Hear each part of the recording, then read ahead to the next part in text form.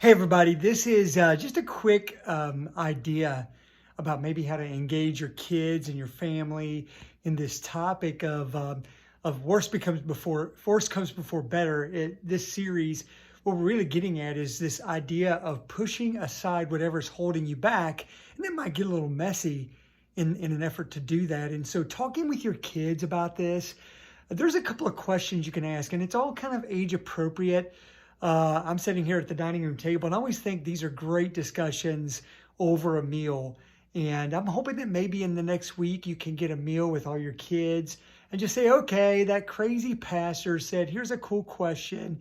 And for your older kids, you can ask simply, what's holding you back? Like, what in your life do you think is kind of holding you back in some way right now?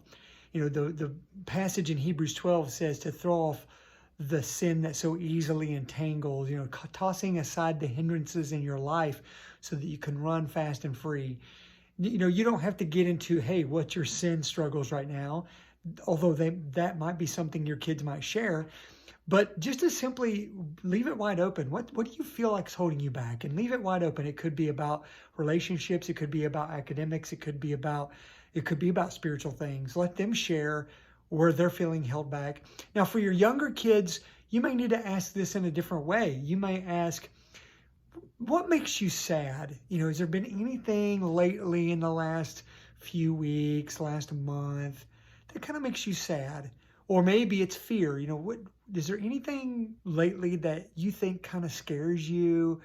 If your kid understands the concept of worry or anxiety, you can say, is there something that kind of worries you? But depending on the age of your kid, that's one way to mine those hindrances that are holding them back when they may not understand the concept of being held back.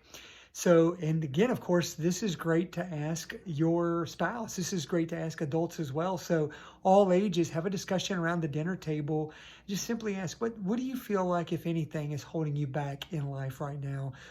For younger ones, what's sad, what's scary, and enjoy that discussion. And maybe that's something you pray about together at the dinner table. Why don't we ask God to help us with those things and ask His help in removing things out of our lives that are holding us back, especially things that are holding us back from His will for our lives.